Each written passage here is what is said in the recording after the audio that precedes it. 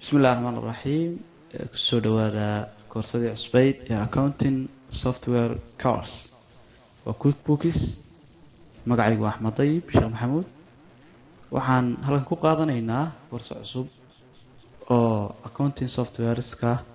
softwareda loo yaqaano kamid ah ama ugu muhiimsan inta aynan koorsada galin waxaan ka horeysiinaynaa hordhacaas oo ku saabsan technology-ga iyo qaabka uu u shaqeeyo technology waa waxa ugu muhiimsan ee adduunkan hadda kala wada waana wax macno weyn leh waxa kala jira computer ama technology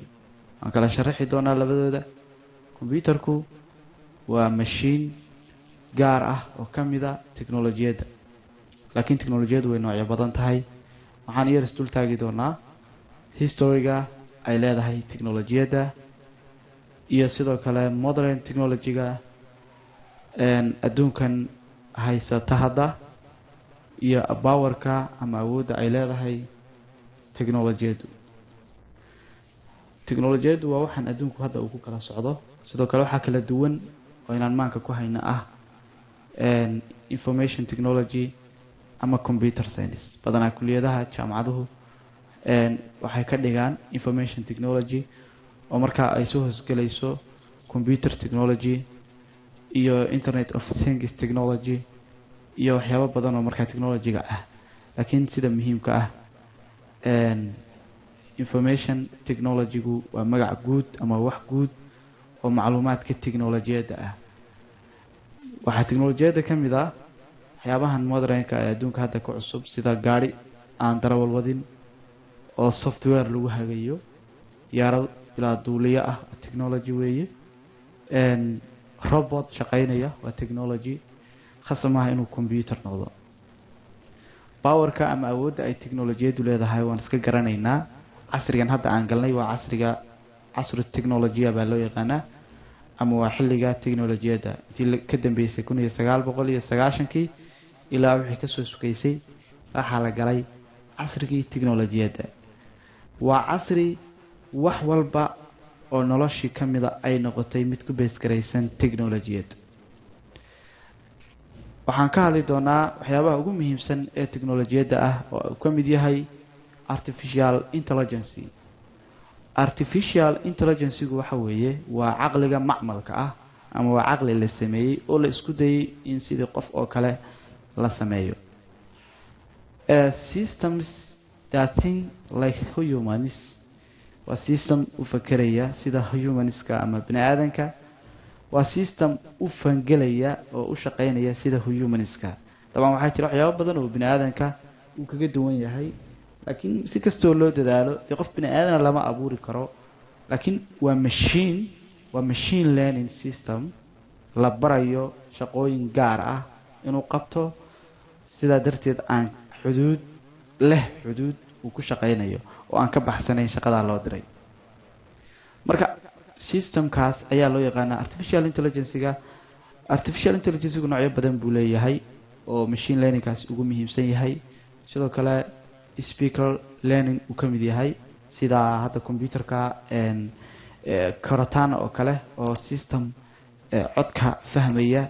oo loogu yeedhayo hello Cortana kadibna amar la siinayo waxyaabahaas ayaa ka mid ah artificial intelligence-ga adduunkan aan hadda joogno waxaa loo yaqaanaa digital world waa adduun digital ah oo waxa weeye ka tegay waxa weeye in wax walba si manually ah loo qabto oo by online ayaa wax walba waxa weeye uu marayaa waa adduun ku socda sida la qiyaasayo waqtiyo dhow in wax walbaba ay isu bedelaan technology nolosheena hadda inaga markaan Soomaaliya fiirino nolosheena waxay ku base garaysan tahay in badan oo kamid ah technology-da leena lacagaha oo kale imika tusaale ahaan oo kale waa lacago online ah oo hawada maraya wadan arkayn noloshii inta badan waa digital world waxyaabaha bedelaya waxaa kamid ah computeriska waan ka hadli doonaa si gaar ah uga hadlaynaa laakiin waa mid kamid ah waxyaabaha ugu saameynta badan ee bini aadanka adduunkan hadda bedelay ee qabsaday waxaa ka mid ah roboodada oo iyaguna ah waxyaabaha muhiimka ah ee bini aadanka hadda ka saaraya saaxaddii bini aadanka oo waxa weeye saaxad cusub gelinaya shaqooyin badan hadda waxaa qabta roboodo waxyaaba badan oo adduunka maaragtay hadda bini aadan qaban jiray waa laga maarmay oo waxaa qabta roboodo oo imika tusaale ahaan roboodadu haddaan searchi garayno waa kuwan waa mashiin ama waxa weeye sida bini aadanka oo kale u fakeraya oo sida bini aadanka oo kale u shaqaynaya oo waxa weeye shaqo loo diray qabanaya marka roboodadu waxay awood u leeyihiin wixii loo diray oo kaliya inay qabtaan waxyaaba cunto karinta maqaaxiyaha in laga shaqeeyo guryaha in la dhaqo waxaa jira hadda roboodo ka shaqaynaya guryihii oo waxaa dhahaysaa waxaa soo weelka xal oo waxaa soo qaado wixii qabanaya laakiin xuduudda aan ka baxsanayn amarka awaamirta la siiyey programmingka cidda taqaanaa fahmaysa xuduuddaas la siiyey aan dhaafayn laakiin bini aadamku uu ka duwan yahay waa caqligiisu waa waxa weeye waa wax waasaca oo waxa weeye si kasta oo lama filaana ay dhici karto inuu isu bedelo waxyaabaha teknolojiyadda digitalka ee adduunkan hadda waxbooyin ka bedelay waxaa ka mid ah mobileska oo iyaguna ah waxyaabaha ugu saameynta badan ee bini aadankan hadda bedelay oo iyaguna meel kasta iyo wax kasta waxa weeye hadda shirkadaha teknolojiyadda ka shaqeeya ayaa adduunka ugu dhaqaalo badan shirkadan Amazon shirkadan Apple Microsoft shirkadahan ugu waaweyn Facebook all of them are technology companies weeye waa shirkado teknolojiyadda iyo casriga cusub ee hadda loo guurayo ka shaqaynaya waxaa ka mid ah teknolojiyadda cusub ee hadda adduunkan maaragtay ku soo koray adduunkan kusoo cusboonaaday waxaa loo yaqaano Internet of Things ama IoT waxa loo soo gaabiyo Internet of Things waxyaabo badan oo ay ka mid yihiin nolol maalmeedkiya oo lagu xiray internetka tusaale ahaan oo kale gurigaaga oo kale inaad ku maamusho internet oo daaqadaha iyo waxa loo yaqaano qaboojiyaha heesiga iyo talaagadaha wax lagu rito iyo waxa weeye leerarka waxaas oo dhan in internetka inta lagu xiro internetka laga hago dabcan way ka jiraan waxyaabaha zaad oo hadda Mareykanka wadamadaas reer galbeedka qaybo badan wax soo caan baxay maaha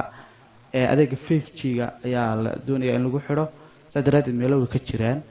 in waxa weeye qalabkaas qofku intuu suuqa tago tusaalahaan oo kale qof uu marti gelinayo gurigiisana uu ka maqan yahay qof baa uu raba inuu marti geliyo soo gurigiisa oo suuqa joogana uu gurigiisa si maamulo then wuxuu sameynayaa inuu ku hago remote waxaan u naqaano oo Internet of Things uu gurigiisa ugu xidhan yahay oo waxyaabahaas oo dhan uu internetka ka hago tusaalahaan inuu qaboojiyo gurigiisa qaboojiyo daaqadaha si furo waxa weeye AC-ga tusaalahaan oo kale haduu damsana uu daaro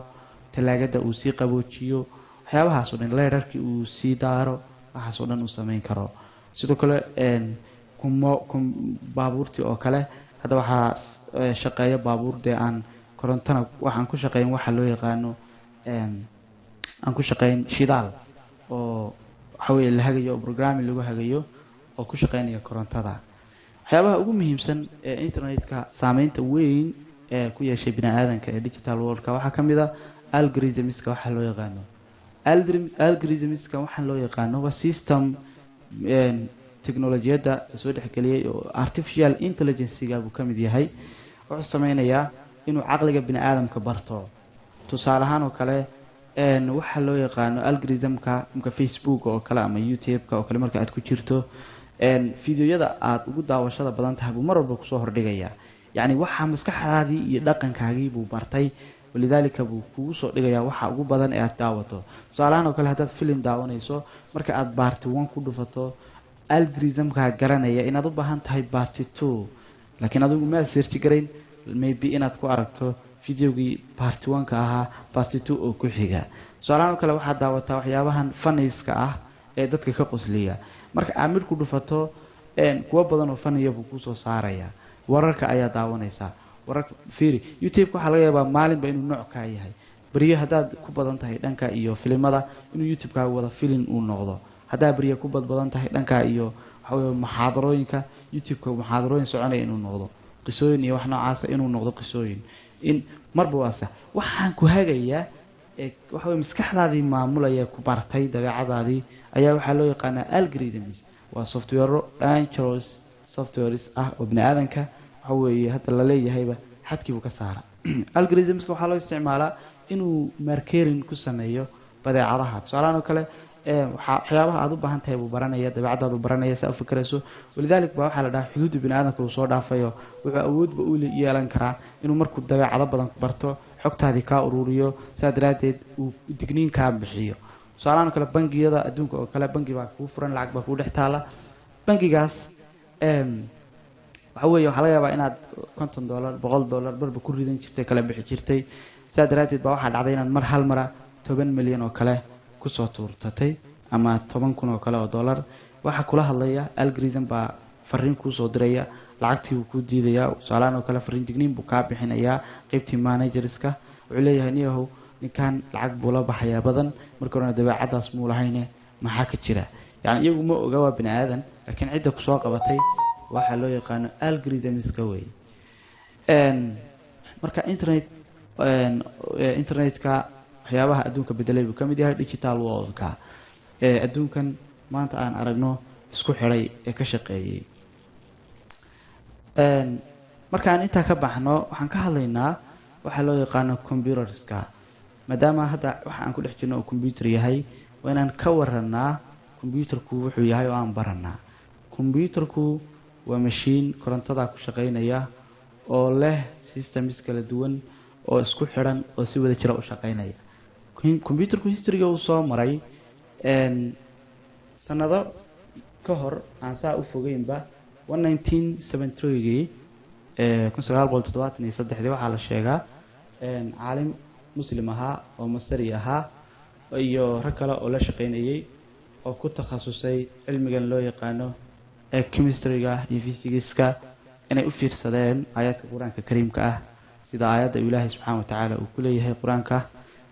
walaqad khalaqna al-insana min sulalatin min tiin ilaahay wuxuu sheegay nabi aadam inuu ka abuuray dhoobo bin aadankana meesha uu ka yimid uu dhoobo yahay ama ciid uu yahay waxa laga yaabaa inay isweydiiso kayfa sidee ayaa bin aadan ciid looga abuuraya jid ah oo fakaraya oo caqli leh ciid miyaan ahayn waxaan ku socono dabcan minha khalaqnaakum wa fiha nu'iidukum wa minha nukhrijukum taratan ukhra ba ilaahay aayad kale ku leeyahay aayadahaas bay fiiriyeen kadibna waxay sameeyeen research inay ciidda baaraan oo ay ogaadaan bal ciidan la sheegayo waxa ku jira kadib waxay ka heleen ciidda macdanta ama aaladda loo yaqaano siliconta oo aynu ku naqaano chemistryga marka aan dhiganayno silicontu waxay ka mid tahay waxyaabaha saameynta badan leh sidaa daraaddeed silicontu waxay leedahay 14 electron ayay dusha ku wadataa waa booska ay ku jirta ayaa booska 14aada marka aan fiirino waxaan loo yaqaano periodic table-ka waxay kaga jirtaa booska 14aad sidaa daraaddeed macnaheedu waxa weeye in 14 electron wadato marka silicontii ayay waxay ku dareen waxa loo yaqaano atomkan isagana baronta loo yaqaano oo iyaduna 5 electron wadata 5tii electron iyo 14kii electron ee siliconta iyo baronta ayay isku dareen sidaa daraaddeed ba waxay ka soo saareen waxaan loo yaqaano semiconductor chipka ama chipkan fakaraya memoryga oo kale xagga hore kaga xidhan inuu memory baan u naqaanaa xagga hore kaga xidhan diliigaha leh taas baa keentay inay computeradu ka soo farcamaan halkaas oo ay fashiinka yar silicon waxa yar conductorka chipka ah inay baraan luqad inay u sameeyaan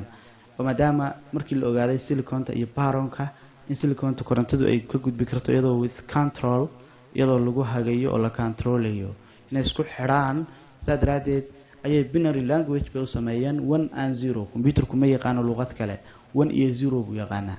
1 iyo 0 inaga tirada dhisimaalka aan isticmaalo ma isticmaalo luqadahan iyo xarfahan aan isticmaalana ma isticmaalo 1 and 0 buu isticmaalaa sidaa daraaddeed ayaa binary language bay bareen waxay u sameeyeen logicate waxa loo yaqaano sida bini aadamka oo kale if haddii sidaa saas u dhacdo sidaa saas ha noqoto haddii xarafka ba la taabto waa off haddii xarafka ma la taabto waa on haddii saa la sameeyo softwareka haddii calaamadda pluska la taabto